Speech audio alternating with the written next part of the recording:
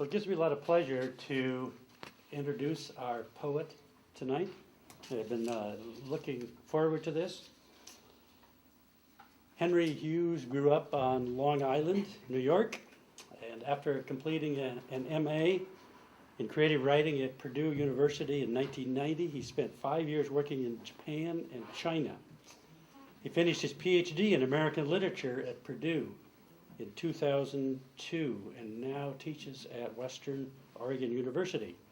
His poems have appeared widely in various journals, including the Antioch Review, Seattle Review, Poetry Northwest, and are represented in a number of anthologies, including Long Journey, Contemporary Northwest Poets, published by Oregon State University Press.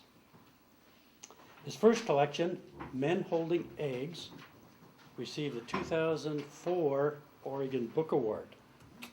He is the editor of the anthology The Art of Angling, Poems About Fishing, to be published this spring by Knopf. And his commentary on new poetry appears regularly in the Harvard Review. And his second collection, Moist Meridian, which was published in 2009 and is just out, has recently become a finalist for this year's Oregon Book Award. A very prestigious honor. So would you join me in welcoming our poet for the evening, Henry Hughes. Henry.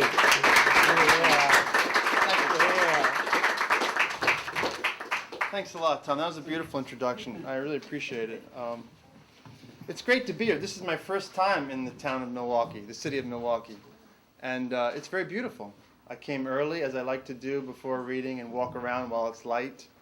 And there were a lot of ducks in the parking lot. I really like ducks. I was telling Tom, there's something about a duck. They're very beautiful, usually very colorful, but there's something about those soft and full lines of a duck. You know, there's a kind of, some birds are kind of angular and kind of jetty and light, you know, but ducks are solid. You know, you can depend on a duck, I think. You know what I'm saying? I love those ducks. It was great, and the library is beautiful. So I thank you all for coming and for hosting me here. It's a beautiful place. I'd like to start. I've got more time, a little bit more time tonight, and that's nice. Sometimes poetry is rushed.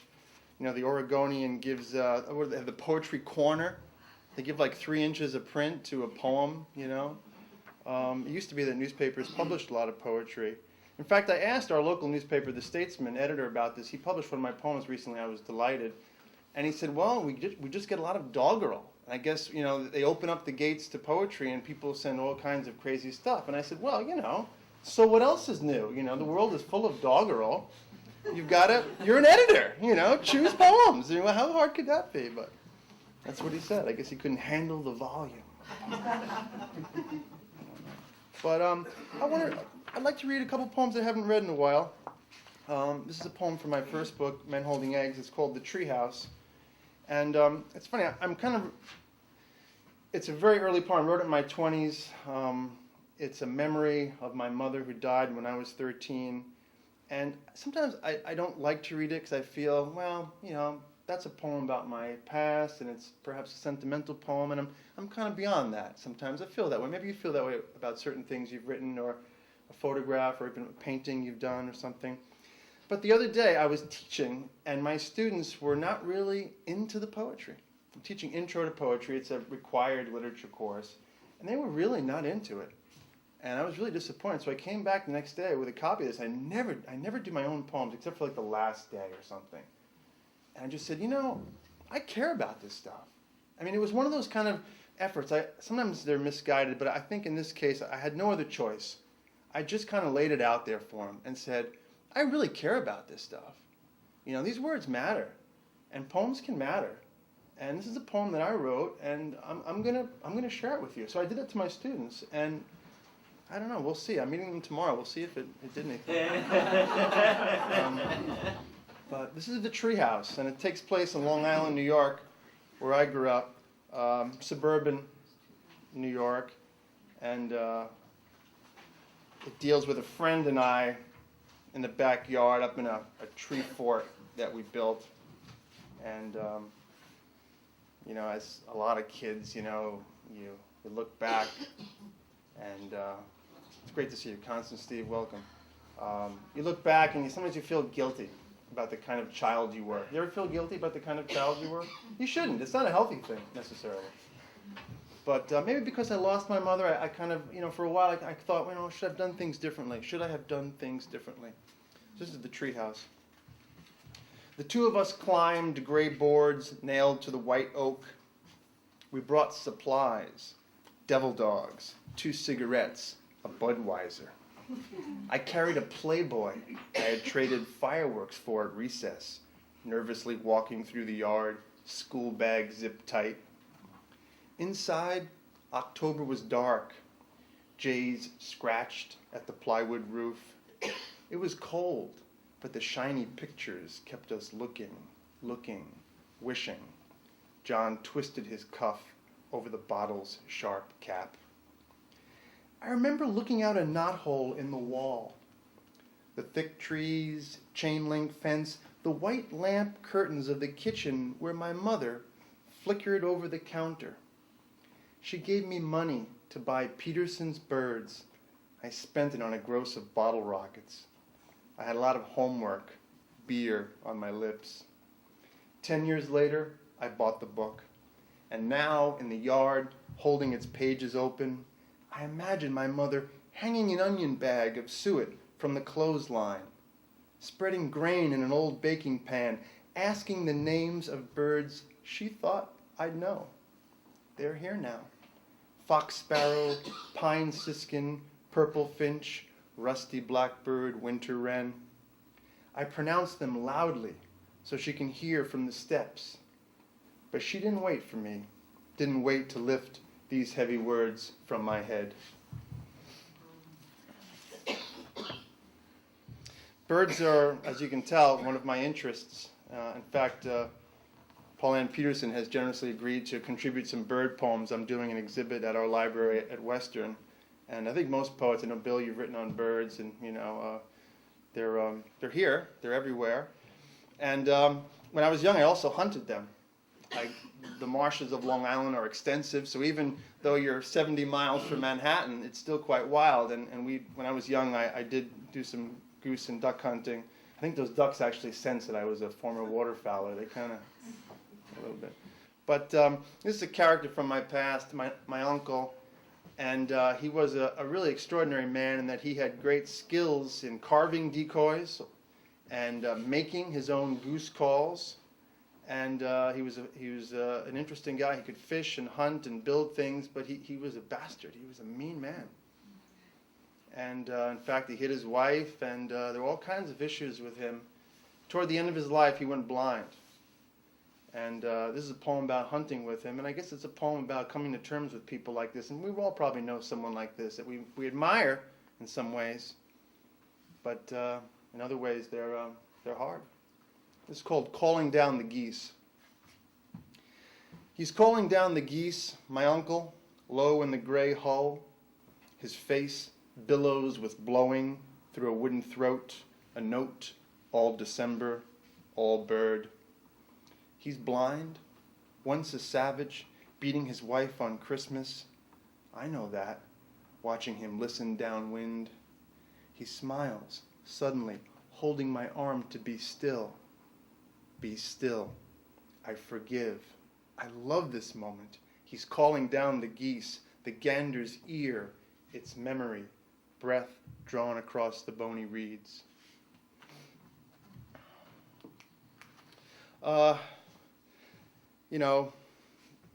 We hope for forgiveness in this world. Sometimes we have to forgive others. Sometimes the world kind of forgives us, or experience allows us to survive. I'm not a warrior. I haven't done terribly dangerous things in my life, but like anybody, I've taken some risks. And one of the crazy things I did was try skydiving. Anyone here ever do any skydiving? Okay. Military diving? Okay, just recreational skydiving. Civilian skydiving. Okay. Are you an experienced skydiver? Have you had many dives? 2. Okay. We're kind of in the same category, I think, of... It was enough. Okay. Once again, on Long Island, of all the places to skydive, it's probably not the best place. I mean, right? Eastern Oregon would be a more sensible place to attempt skydiving if you're not sure how to actually control the chute. But I did attempt skydiving and had an accident. Something went wrong on my first dive. And so this is the poem.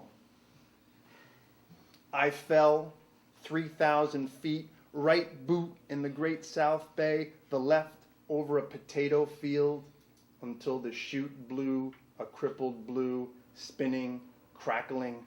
Christ, I felt like a believer. I'm really falling. And I aimed for water, then tore the red handle on my heart. Sky vanished like a picnic napkin, and the red round reserve opened, holding me like no lover ever has.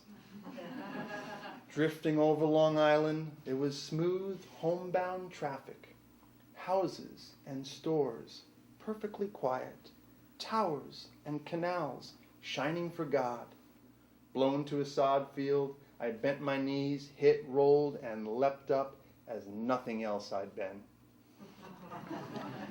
And, I'm sure when you completed your dive, or, you just feel good. This, I felt especially good. I have to watch it when I'm on cable. I felt so good. And, people, sometimes accidents can bring us to this. Who knows? Okay. I love traveling. I did live in China and Japan for 5 years. And I'm very interested in the East. Many of us have experiences when we travel, eating unusual things, seeing unusual things. But something about eating. Eating is where you live, right? So when I was in Japan, I got to Japan. I was just there for maybe a week. I had virtually no Japanese. And I was teaching, and so an English teacher, volunteered to take me around to help me go shopping. We went to a little supermarket, and I was very interested in seafood. I always liked eating seafood. And I picked up something, and I said, "What is this? This looks great." She said, "Kujira." I said, "Kujira?" She said, "Whale." I said, "No way. Whale. It's true. The Japanese eat whale." And I bought it. How often do you get a chance to try whale? Eating whale. Whale. There. Right in the supermarket. So I make a soup. To taste crime is to believe in yourself. I close my eyes like God, thinking feet gone to flukes, my fabulous tail, seagrass, turtles, steely blue fish, all this and the fatty sound between my teeth, crackling like a billion bubbles. So of course you're wondering, what does whale taste like? Has anyone ever eaten whale? Any other whale eaters here? No. There's no reason to eat whale. I'm not advocating whale. I've never eaten whale since, I don't think. It's kind of fatty. I imagine what walrus would taste like. I'm serious, right? I'm serious. It's obviously mammal meat, but it was pale, but it was very fatty piece of pork or something. I was disappointed. Anyway, Melville describes eating whale on the deck of the Pequod, so I thought, well, it's good enough for him. I'll try it. Okay. Yeah, travel. I know many of you are travelers too. The challenge is, of course, to see things clearly and to be open-minded. But there are times when you live in a country for a while, and some of you have lived abroad, then you can kind of also be critical. And not like, oh, this sucks, I wish I were home in America. But you can also see through the initial honeymoon and delight of foreignness. And I'm interested in the East, and so I had to push through a kind of rosy Orientalism that I was savoring, especially in China. And this comes out of a kind of experience I had on the Yangtze River. It also features a painting, and Chinese painting is very important to me, and it's very beautiful and delicate. And I purchased a number of paintings when I was there. As you know, some of these brush paintings are done very quickly, and I think the ephemeral nature of those paintings makes them so precious too. This is called On a Painting by Wang Mu. Blowing smoke across a scroll by Wang Mu, boat scrubber met on the Yangtze River, I create a possible disaster.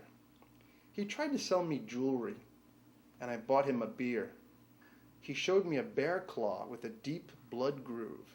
I showed him Hustler and watched his black eyes burn. Wang Mu painted this scene right in the bar. Rice paper anchored with bottles, seconds of cliff, gorgeous gorges, and a little drunk boatman nearly keeling on the signature waves of his smile.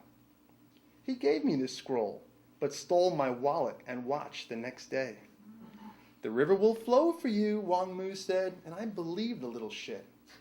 And still like this yellowed painting, boatman imperiled by fog, but alive in my room like no other needy artist I've known. Thank you. You're a great audience. I can feel that. It's important. I mean, it's nice. It's just a really nice, warm feeling here. I wish my students were as receptive to poetry. What am I doing wrong? I try. I don't know. There's so many of them. And they're texting in the back. You texting? I know you're young. It's all right. It's all right. Okay, I'm going to end this set. And not that I'm going to take a break and have a cigarette or anything, but we'll call it a set. We'll call it a set with something a little more fun.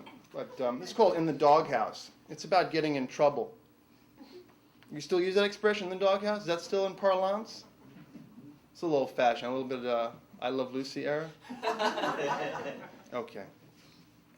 In the doghouse. Once loved, there's the eternal quilted hill above the floor. No mosquitoes, no rain, your antless dish in the kitchen, and she strokes you, rubs your ears, until you slip up, chew the table leg, hump the wrong guest, eat a cheesecake, pee. You're in the doghouse, on that rusty chain of words bolted to a stud. There's a leafy wind, cat prints pucker the sandy plywood floor. You're alone. It's damp, greasy fur pinched on a nail head. Sniff the corner, turn and drop. You're not sorry. You do your time. Thank you. That was fun. I know that Tom really encourages conversation at these events, too. There's a generous question and answer period. Is that true? Yeah. How about just let's take right now, someone ask a question. Yes, sir. It's more of an opinion, but I think the reason why we're a better crowd is that we're more mature and have bigger brains. Yes, I think you definitely have bigger brains than... I love my students, but I do think brain size is a factor. That's a great comment. Their brain cells are all about technology, but we're more classical people. Okay, that's interesting, yeah. Oh, they're smart. They're a lot smarter than me, my students. I know that. They just know different things, right? Even literacy. I mean, they're very literate, media literate. Goodness gracious. I mean, how do you measure literacy, right? I mean, is it about knowing the classics or knowing, how to scan a poem?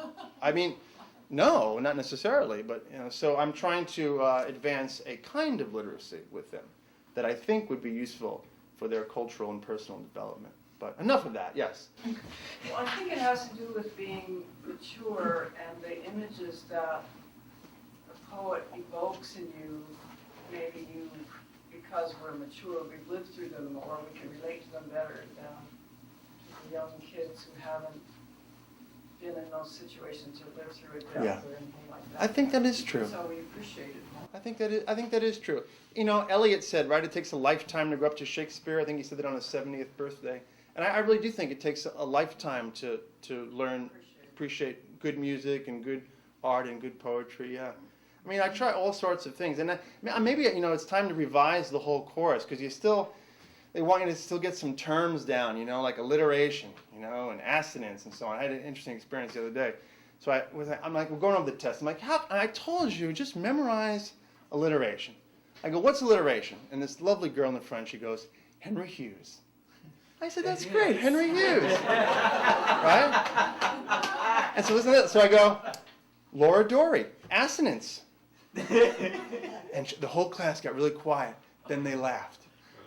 Laura Dory, nice assonance. I didn't mean it that way. Her name was Asinonic. Is that a word? All right. Yeah, see what happens when you just... I'm curious, what poems were you reading to them that they were so uninterested in? Typically the course starts with some early work, so we begin with Shakespeare and go through the 17th, 18th centuries. And Which century were you in? Yes. we're in the 19th century, which things get good, but no, I don't know. It was Poe, too. But Poe to Helen, there's too many allusions to Greek mythology. I will persevere. I'm sorry, Ken. All right. But no, and feel free. If there's something really, that you have an idea, something you want to say, I'm interested, yeah. Well, I think about current students today and all the high tech and how high speed everything is. I think poetry is a way of slowing down. So, I think that's a real battle there. How do you settle into slowing down and hearing something that's paced that a person's going to voice? To me, that's a real distance. I think it is. I think that's a really important observation. Yes, the velocity of life, and just taking time. Yeah, reading something really carefully, a few times. That is something maybe some people are losing. Well, tonight. I'll try to read carefully. I mean that. And you're listening. We're doing it. The world is kind of crazy, and I think this is an appropriate poem to read again, because I think about school, my own school experience. This is a poem that comes out of high school, and I had a fairly decent high school experience, but like many of us, there were lousy teachers and there were lousy classes, and there was kind of a haze of just indifference. And I know it's a real battle in America today to make our public schools current and efficient and effective. And so I think poetry can help with this in terms of just getting us to realize what's important. And I believe language is very important. I believe art is very important, and discovering beauty in strange places. And this poem is called How I Found the Sky, and it comes out of my experience in woodshop. And I really liked woodshop. It was the only time my father asked me for anything. Why don't you make me a duck for the den? It was the only time I went to the library for a book, Waterfowl of North America. And it was the only time moribund Mr. Brown gave me a decent piece of unknotted pine and put his coffee down to show me how to bandsaw without losing a finger. I cut those penciled lines, shaped the block, hollowed the center, glued the body, shaved the head's fragile bill and narrow crest, leaving those buffed cheeks. Some ruddy joy a lonely bird might fly to on a cold morning. Joy? I don't know. I was rasping through recessed confusion, burning in feathers, drilling shallow sockets for the glassy red eyes of high school. And when I carried that blonde mallard through the halls, it was the only time beautiful Miss Herman, the art teacher I loved and failed for 3 terms, spoke to me of colors, burnt umber, raw sienna, cobalt blue, brushed across the folded wings. Thank you.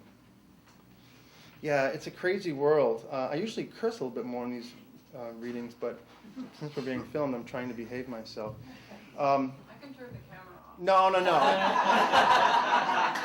Many people it's becoming like a meta program, because now we're talking about the program. So people watching will be like, does that ruin it or does that enhance it? I don't know. It is a messed up world, but, it's what we've got. This is called Guarding the Dump. Karen's credit cards, Dick's drinking, the mechanic who asked out Mom and left her tailpipe hanging. It's understood. I just listen, pile it between my ears. Now there's my little pregnant pothead niece and her wacko boyfriend shooting crows behind the dumpsters. The 22 pops, a civil period behind each report. In medieval days, they guarded dumps. A busted soldier, a handsome, arrow-shocked mute who liked the cry of gulls and crazy cats, diamond flies buzzing his fisted vaults. He'd know the rewards of silence when the king's wagons dropped their bones, when the surgeon's whispering wife skirted down with her greasy basket of smiles. Guarding the dump. The redemptive power of desire is something I'm very interested in. It is the ultimate fuel. We will never run out of it. This is called Wasp Wasted. W-A-S-T-E-D. Wasp Wasted. But you know, of course, the Victorian ideal of the wasp waisted, tight corseted waistline. Wasp! A new shot bartender Ben dreamed up before closing. You won't feel a sting. My head bobbing up some two-pointed ladder toward that papery gray nest and drop-tail black hover of wasp on wasp that sent me down a coward, unstung and flailing. So I spent my life grounded, thickening, beer-slung by the chlorinated pool, under pruned oaks, while lithe, stripling boys climb our peeling towers, slaying everything but the urge to take my slender wife, stepping wet and horneted from the upstairs shower. I was deathly afraid of wasps and yellow jackets. Now I'm no longer so. I've gone through immunotherapy. It really helps. I used to get a terrible, I used to get a strong reaction, big swelling and everything. So I said, no, I'm going to, you got to use technology. I'm going to research this. Now I get a shot every month, and I go after yellow jackets now. I'm the aggressor. I've turned the tables. Tell you, see that? God, what kind of human am I? I'm dominating insects. See, these readings are confessional. You kind of realize what kind of person you are. You get in front of some people, you start reading your poems, and you realize, my God, okay, I better keep moving here. Save me with a question. Anybody have a question or comment about wasps or any kind of stinging insect? Grasshopper? You afraid of grasshoppers? No, I want to eat one. Oh yeah, I've eaten them. I think they're korogi in Japanese. I wouldn't not a steady diet of them, but they had them for yeah, you should try one. They had them for festivals and things. They were covered with some kind of syrup. They were sweet. Yeah, they're very edible. I mean, everybody else eats them, birds and fish. I mean, right? They love them. Grasshoppers. Oh boy. Yummy. No, it's a lot of protein. Okay. Yeah. See, I write about sex, but I'm not sure how much I should read. And then everyone says, "Oh, please." On television. Okay, this is okay. I can do this. We'll start with something funny. Funny is good. Funny. Okay, this is called slippery dick. It's a fish. Oh, what were you thinking? It's a kind of fish. It's also a drink. It's like one of these kind of spring break crazy drinks. Butterscotch, schnapps, and Irish cream. I mean, this is... Right, Have you had a slippery dick? It's a drink. We're more mature. Yeah, Yeah, right. Talk about maturity. No. But I'm interested in fish and their names, and of course, like any poet, enjoying puns and so on. But what really intrigued me is I love ichthyology, just as an amateur kind of naturalist. And there's a great book by a guy named Milton Love. Milton Love is a real, serious, and wonderful ichthyologist who wrote a field guide to, he wrote several, but he has one for the Pacific, and he wrote one, I think, for the Atlantic.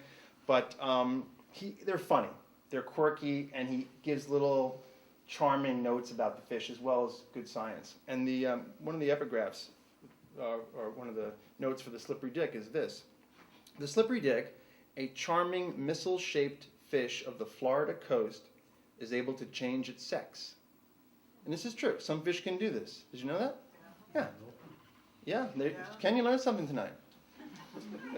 A male fish. So say you.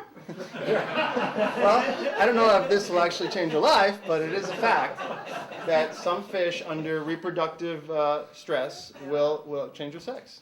And then what do they call it? I don't know. Jane. That's good. Slippery Jane. Okay, this is great. All right, slippery dick. It's no Moby, my friends.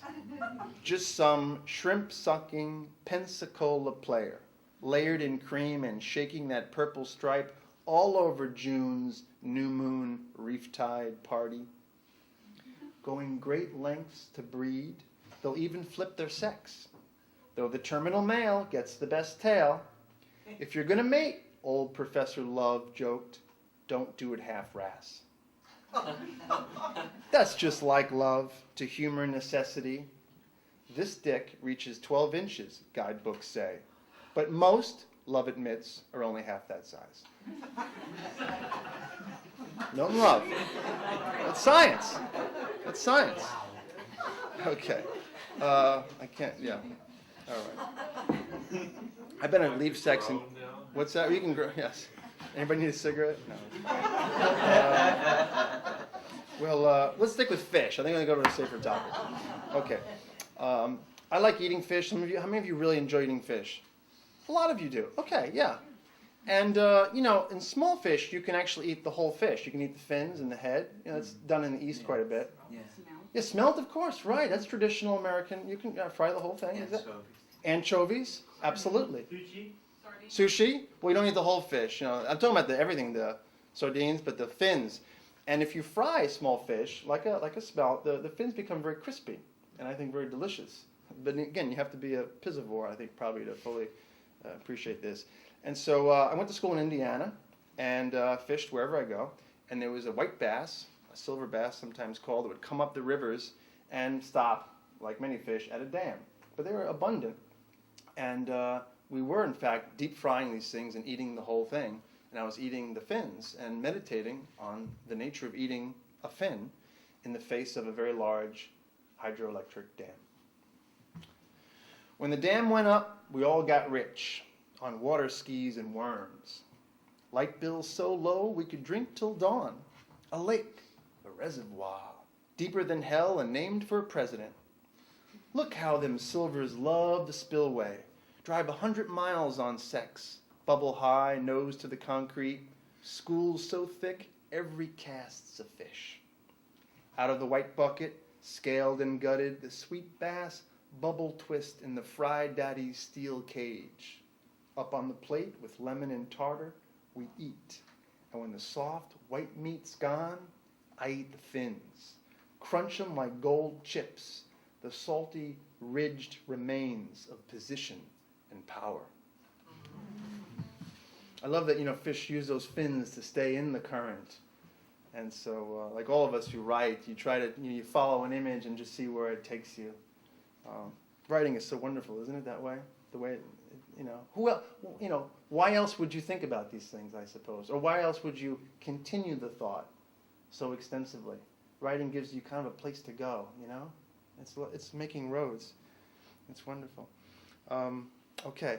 How are we doing on time? We kind of concluding here? I get excited, I lose track. That's so unprofessional of me. I should be an expert at this. I'll read a couple more. You have time for a few more. Yeah, and I'd like to talk to you. I'm interested in you guys. No, I'm serious. I know about myself. Okay, well, let me read the poem that you very kindly printed on this broadsheet, and it looks very handsome. That's a nice thing to do. Thank you. Taking off? All right. You got a party? You got to go on and get some grasshoppers? Okay, have a good night. Thanks for coming. Pond house. This is great. A pond house. I thought it was just a name. Like those developments, Fox Acres, Marsh Springs. It's not marsh. They drain the marsh. But this is a real place. A pond house has a real pond. It's right there. It's dark. I can see it. Oh, it is. There are fish in there. There's got to be some kind of fish in there, right? There's ducks, for sure. Geese. I saw a fish in there one night. Okay, tell me. Poetry night about 2 years ago. I looked out the kitchen window and there was a fish about this long. Okay. There has to be because the heron Oh, stand. you bet. And watch 'em play. You bet. Yeah, I'm guessing a lot. Yeah, pike minnows. They can live in anything. Carp too. It'd be fun to know what that was exactly. Yeah, I wonder if any trout could survive in here. Think it's cold enough? No, huh? Pike minnows. Yeah. Okay. Can't say squawfish anymore. Okay. You let us know when you're coming again, we'll stock it for you. Yeah, I'd like that. Bring my fly rod. No, I love to fish, obviously. So this is a fishing poem, Steelhead Almost. I'm glad I chose this. I didn't take the pond house seriously. It's a house room. So I'm so great that there's a fish involved here. Oregon has wonderful steelhead fishing, as does Washington and the northwest coast. They're hard though. They're hard to catch. You can work hard all day casting. And you may get 1 or 2 shots at a fish. At least that's been my experience. There are golden days. Many days you get skunked. And so I let a lot of fish go. And when you catch wild steelhead, you have to let them go. But I also enjoy keeping a fish to eat. And especially if, there's going to be a chance to barbecue it or smoke it. There's a ritual involved in eating fish that I really appreciate and enjoy. And so that kind of adds a little bit of that old, bring home the fish, bring home the meat. And it's a primitive notion of the hunter coming back with something. But even when I was a kid, I'd get home and, what did you catch? And open the cooler and, these were things we could eat. And it gave me an early sense, I think, of pride of actually, capturing something that was valuable. So this is called Steelhead Almost. Too dark to retie, they walk fishless over the bridge, break down rods and unboot for the dry drive home. Oh well, one man says, that's fishing. The other doesn't want to talk. There's a barbecue tomorrow. If you catch something, she said, that'd be wonderful. Following the headlights, he feels again that strike behind the stone. Cherry blushed chrome, leap silver and dive, then gone. Canyon pouring river, swallows spading air. The trees shrug as if nothing happened. In a hole deeper than sleep, the steelhead undulates, fragrance and flow, nudging forward, 3,000 orangey eggs in her bright sleeve. And they do, carry several thousand eggs. So I'll read one more, a new poem, and then please, we'll take some questions. This has been a very generous reading. Thanks for the time too. I've been writing a lot lately. I feel very happy to be doing that. And I said I've got to try out a new poem. And so, God, I'm trying to think, what would be the right poem for this crowd? Okay. Pressure's on. Well, yeah, this is something different. Maybe it's, I joke about sex, and there are poems in here about relationships, but this book was written before I got married. No, really, I'm telling you the truth. And I have a really great wife, and I really enjoy my life, and it has changed, obviously, as it would. And so I'm writing different kinds of things about different kinds of relationship. And we made turkey soup, and so this is a turkey soup poem, and it's called Hair and Bone. 3 days after Thanksgiving, we boiled the turkey, strained the broth, picked the clinging hot meat, added barley and watched it bubble. You chopped potatoes and carrots. I chopped celery and onions. We sprinkled peppercorn, bay leaf, and salt, stirring the pot, simmering, smelling, tasting, adjusting with a dash of salt. I took the pan-hearst carcass out to the trash and came back to a kitchen steaming, savory, and alive.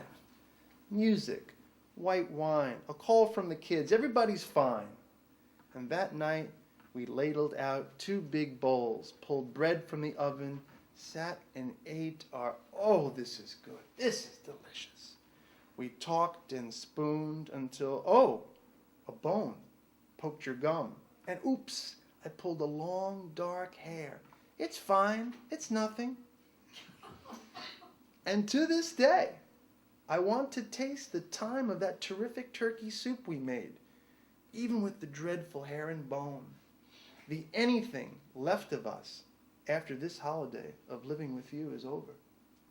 Thank you so much. Thank you.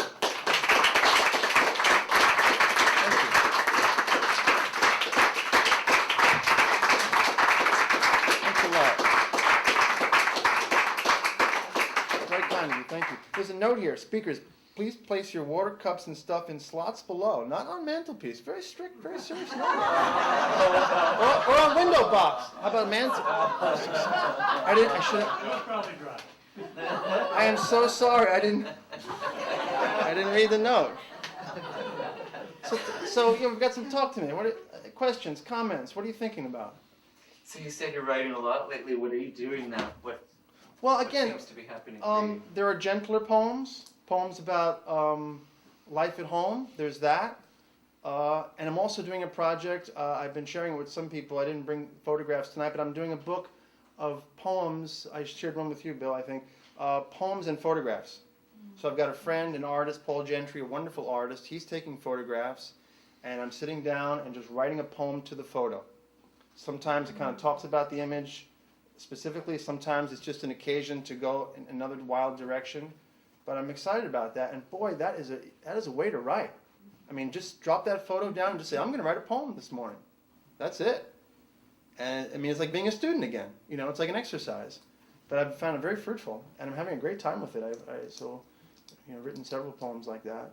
It's because maybe it's also my concern about people being put off by poetry. And they're intimidated when they see a poem. They see those line breaks, like, ooh, poem. So the photograph, everyone likes an image. We are very visual people, and that establishes something. Now I know, Bill, I think we talked about this through our emails, and is that cheating? The poet should be able to write the image and do the description himself, right? Well, yes, it is kind of cheating, but so what? I'm a cheater. I understand that that is a different kind of poetry, perhaps, but I am willing to try this, and it's fine for me. So We're that's, also going to help him get his photographs out there. yes. Well, thanks, and he feels that way. In a way that maybe he wouldn't have been able to do. Yes. He feels very strongly about the project. We've had a lot of fun with it. So, yeah, thanks for asking. Chris? To what extent and how do you still see the effects of your travel in your poetry? Like, how much did it influence it and for how long? Absolutely, forever. Travel is the greatest thing in the world. I'm always, I'm always being reminded of things from China and Japan, and my wife is British, so we've been going to Europe. We've made 2 long trips to Europe now, and that's opened up a world to me as well. And I just think, it's our world. And I don't even feel like it's a foreign country sometimes. I mean, it's us. The Great Wall of China, I don't often think of it, well, that's the Chinese wall. That's their wall. I mean, that's my wall, too. I'm a human. It's part of a shared, I really do. I think of a kind of a global civilization. And I take pride in the great art of China. I was in Paris this summer, and I felt that this was me. This is certainly Western art, at its highest, in the Louvre or walking the streets of Paris. So I don't feel alien into it. I feel that I am finding it, So I know young people, should travel, but everybody should travel. And so yes, it's constantly with me, constantly. Yeah. Who are your favorite poets? Yeah. Paul Ann Peterson, Bill Siverly. Well, they're really good poets. I mean that too. I mean, I don't just read, now I'm reading widely, and Oregon has amazing poets. I've been reading very promiscuously, and there's a guy named Ed Skoog that has a wacky, crazy book called Mr. Skylight, who really impressed me, a really interesting, voice. And I go back and read narrative poets that I really enjoyed. I did this book on fishing, an anthology of fishing poems, and it was great to reread like Dick Hugo. Really read Hugo again, and how much he spoke to me. What a wonderful voice. Elizabeth Bishop, how much I appreciate her. And so it's hard. I mean, I don't really have. I have some favorite poets, and I know there are some poets I don't like. I don't really like John Ashbery. I'm sure he has a great mind, but I don't really get him. It's just me. Okay. I feel somehow, and he's very famous and wins big awards, and, so somebody must like him, I mean, A lot of people do, yeah. so, we need taste, and we need to decide what we like and don't like, otherwise we're navigating in the dark. But I like to read a lot of stuff. Like music, I like to listen to a lot of stuff. Yeah. Anybody reading a poet that really turned them on recently? Something happening? Billy Collins. Billy Collins is a great poet. He's very witty. He's very witty. And it's a kind of poetry that, that really helps poetry in America, too. He spoke at the Schnitzer a few years ago. I was dazzled by his reading. He was so warm and accessible. People went away there. That was a huge crowd. Wasn't it? Had them. He had them. And he kept saying, "Ooh, there's so many of them." He was so charming. And he reads a poem about a mouse or a dog, and people are like, oh, I love it. And people walk out of there thinking, poetry's not so bad. Now, if that was John Ashbery, we would have said poetry back 20 years. Maybe. I don't know. I'm picking on Ashbery. I admire Billy Collins. He's a, I love yeah. you. Yes, absolutely. That poem's funny. Yes. Sir. Comment about you felt like you were part of France and Yes. or Paris and the Great Wall. Yes. I believe that's because with us, poets like ourselves, anything that's artistic or inspiring, we feel a connection to it. Stonehenge, Notre Dame.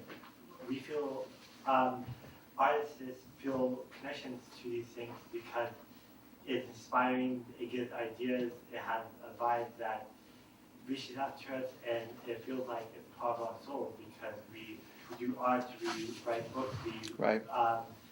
Do art and writing, which is poetry, Right.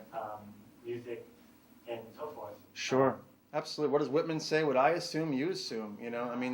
That really is. That's beautiful. And I'm glad you feel that way. I'm also a part of myself. I can see that. That's great. I'd like to read your stuff sometime. Send me a poem. I have one with me now. All right. You can see it afterwards if you want. Okay, I'd like that. Thank you. Yeah.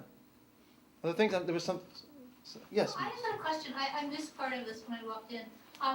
Where are you teaching now? I teach at Western Oregon University in Monmouth. Yeah, Monmouth. Okay. And how much of a transition is that from being in China? Well, it wasn't too difficult. I actually, after I came back from Asia, I lived in Indiana and did my graduate degree in lit. So, and I'm pretty adaptable. I mean, I liked Indiana. I liked New York. I like Oregon. I like Japan. I like China. I've never lived in a place I didn't like. Maybe there are places that I wouldn't like, but yeah. I mean, when you first get home, the first few months, I didn't have anything. When I came back from China, I didn't have a job. I didn't have a car. I lived at my dad's house, and he drove me to work. Substitute teacher, Christopher. Substitute teacher, $60 a day. Here's my father. I'm like 30 years old. He is driving me to the high school where I graduated, and I'm working part-time, for $60 a day, like 3 days a week. So, I mean, it was humbling, but I was like, okay, I'm getting out of here. I'm going somewhere. And I wrote a lot of poems, though. I mean, that high school, some of these poems about high school, I watched those kids, and I really, you mine the experiences wherever you have them. Yeah. Have you lived overseas? I lived in England for 8 years. Oh, great. Wow. Yeah.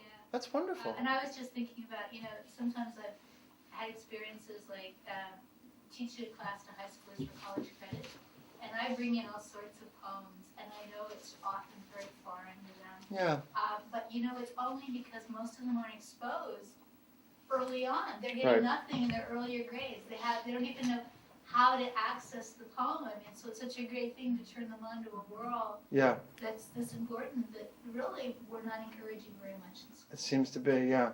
And thanks for letting me talk about it. I'm not one of these teachers too that complains about my students. I love my students, but this is the big 45 students. Wow. They call the LACC, the liberal arts requirement. So there's no English majors in there. English, they're fine. I love my English classes. They're okay. We're okay. We there's still work to do, but this is so some of them have zero interest even, and so but you have to sell it differently. And I'm gonna sell it. I'm gonna sell it tomorrow. I'm just gonna go in there and I'm gonna do my best and put on a show and try to get them to enjoy poetry. And that's my job, But it's a little. That's the only class where sometimes I really do feel daunted. And I did the other day. And I did exactly what I said. I brought in a personal poem to try to lay it out there for him a little bit. You know, maybe that was desperate. Was it desperate, you think? I read The Treehouse to them. Here I am. I'm going all out. I'm talking about my dead mother. Man, you better be serious. Well, I'm curious about something. I mean, you were showing us new poems, and you're being really prolific, and you're also collaborating on a book with photography. Mhm. And you managed to do this while you're teaching. Mhm. So how many classes are you teaching a term? I teach 3 classes a term. Yeah, Western is a teaching school, not a research school. Those folks at UNO, they got it cush. I like to write. There's always time to write if you want to write. So, yeah. How many kids do you have? I have 2 stepchildren. No, you can ask me anything. I like this. I have 2 stepsons, 11 and 13. Yeah.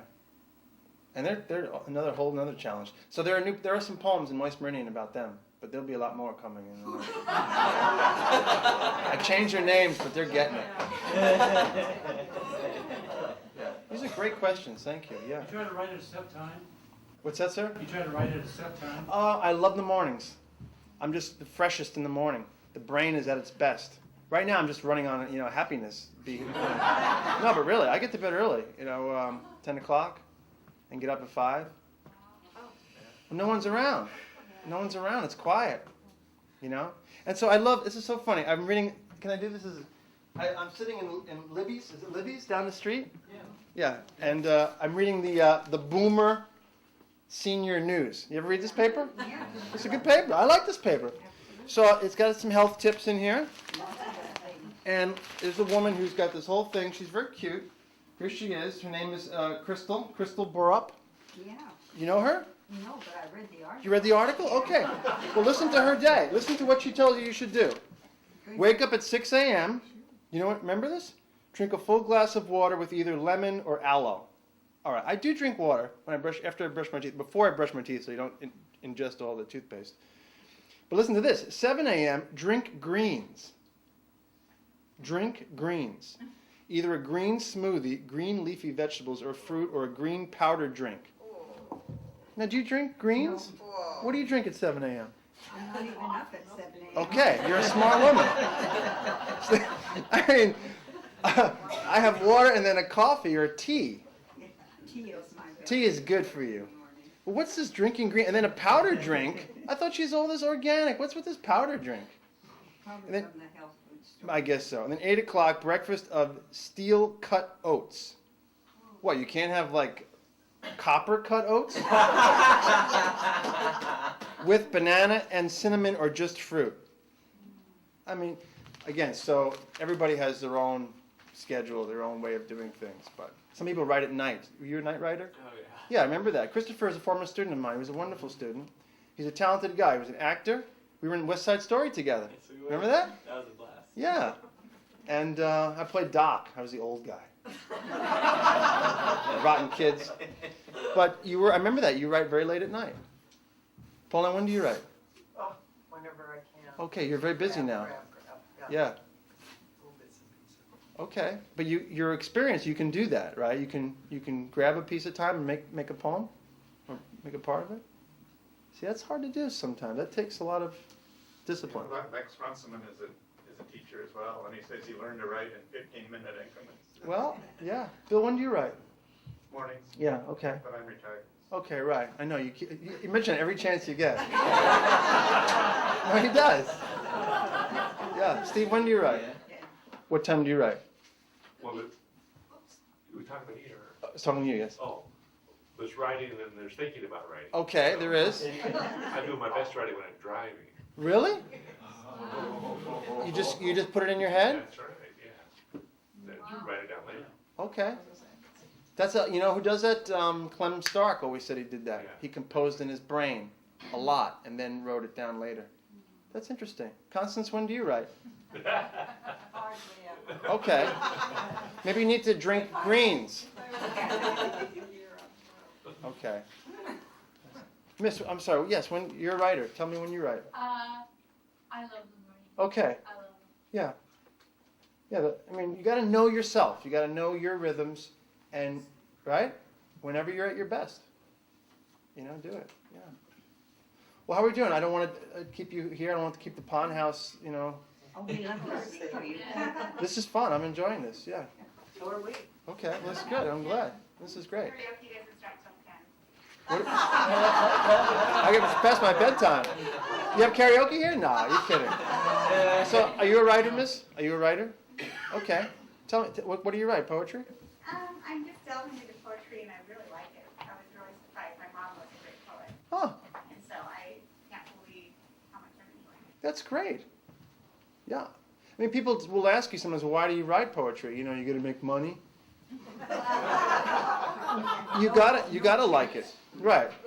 Do it for the money. No, and so it is in some ways, really is a pure art because there's very little chance that it will do anything except make you happy or, you know, help you explore yourself, right? I mean, I don't know, what else? It's a labor of love. You have to admire people that write poetry because they have to do it in so many words. It's not like writing a novel. You can fill it out. You Yeah. fill out the characters. Exactly. You've got lots of time Got for lots the of time. action. But with a poem, you've got to get it right with just strictly so many words. I like what you just said. I agree. It's absolutely essential.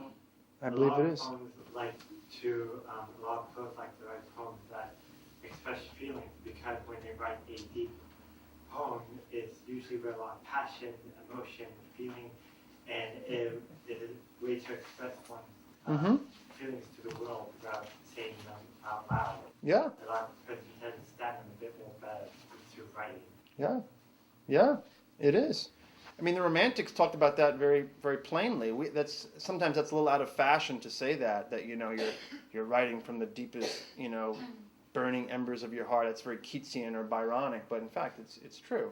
Maybe our voices are different. We feel we need to get there in a different way. But sincerity is sincerity. Yeah. Bill? Well, the poet Jack Spicer says, they kicked me in the teeth a few times, but they never really helped me much. That's great. Right. Christopher. On the sincerity about writing. Yeah. How do you, like, with your poetry, how many revisions would you say, or, I know David Beispiel talks about how he doesn't consider, like, revisions of a poem, but just, like, different editions of the same poem. Yeah. But what's your approach to revision? I revise a lot. Some poems more than others, but some poems get completely changed over time. And as long as I feel I'm true to the poem, I know, because there's a little bit of a paradox here. Some people will say, well, that's what I wrote, and that came right out of my heart, and that's the truth. I'm not going to change it. And I say, well, you know, that's fine. If that's important to you, those words are important to you, that's great. Now, do they hold up as a poem? I'm not sure. Maybe that's a really important journal entry for you. No, I'm not saying it's, you know, in a patronizing way, but to me, it then becomes an art object. And I want to work it as hard as I can. And I find that I'm closer to sincerity and closer to the truth when I really work those words. And then, I don't know, then there's other things, you know, then you play the sounds. I'm going to leave. I thought this poem was about this, but it's really not. It's about something else because this sound took me in this direction, and I'm going to go with it, you know. But revision, you know, I think it's the biggest difference between amateur writers and really good writers is taking revision very seriously. Yeah. And that's partly, you know, you have to get over being in love with yourself too, which, you know, for all of us love ourselves. And we, you know, we love the way we sound. No, we do. And so you've got to, you know, also be like, okay, but, you know, you got to be a better lover, you know, or something. I don't know. See, I get in trouble every time I do impromptu, like that whole assonance thing. God, I'm going to get a lawsuit. I'm going to be a lawsuit against me. Okay. One more? Yes, please. How did you go about your publishing process? Like how you first published your book? I sent out my poems, you know, to journals and started trying to place some poems there. And I felt, you know, that it was important when I was ready. But I don't mean to say, I say this quite sincerely too, don't rush publication, you know, write, and send some things out to magazines and journals. And if you get some encouraging feedback and you have enough for a book, you know, sure, there are a lot of contests. That's the way to, I guess, get started, you know. Sometimes they can be daunting too, and I have mixed feelings about those entry fees. But, I mean, if you are ready to say, all right, I want a book is a thing, and someone has to print it, and it has a price and all that. So I guess we have to enter into the game. And I think maybe there's others who can speak even more wisely on this, but getting like one of those poets and writers magazines and looking at, the trade. It's now you're in the trade of making books. But I would, if you feel you have a good book, I would probably show it to some trusted friends or a teacher at the attic or something. And then if they say, like, hey, I think you got a book here, I would probably, start sending it out to reliable contests. Pauline, could you add to that, please? That's a tough one. I know it is. Yeah, because but I understand what you mean about the contests, because when I entered them and wrote those $20, Yeah. $15, $25 checks, I realized that my chances of winning were slim. But I also figured those checks were, that money would go to support the publication Okay. of a good book of poetry, regardless. Right. And it was a way to be in that Yeah. process, Yeah. in that flow. And of Yeah. course, you never know exactly what's going to happen. Something Right. good might happen, but Right. As the Irish say, if you're not in, you can't win. That's really true. Yeah, can you add to that, please? Thank you.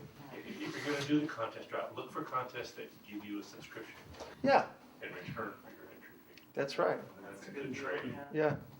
And one other thing, I really think, this is one of the advantages of an MFA program, too, or a program in writing, is that there are contacts, and sometimes contacts can be useful. Of course. Let's face it, having someone just give you a read, not someone do you like a favor that you don't deserve, but just give you a fair read. That's all I ever ask for when I send in my poems. And I know I don't get it sometimes. You think I can get a fair read at the New Yorker? No. Maybe someday I will. But that's all I would ever ask for, is for someone to give it a read. And sometimes knowing somebody at a press can make the difference. Right. So I wish you the very best of luck, too. And there is something to that. Phil? Yeah, also, the big problem is that there are lots of people writing books and very few places to publish them. Even small presses are disappearing. So I think one of the really hopeful organizations is Airly Press. Yes. Which is kind of a cooperative group of people who are publishing each other's books, but they all work together to make the press Yes, work. Airly And Press. Look them up. I think that's possibly a model for the future. I think so. Yeah, and I think things are really going to change radically. With a lot of people are, printing is easy to do now. People are designing books at home, and they can be just printed at a print shop. And so maybe we'll see a blossoming of these cooperative presses, and poetry will live. You write good poems, they'll get published. So, okay, I've got a break here. Thank Is that? you. This is great. Thank you. Thank you.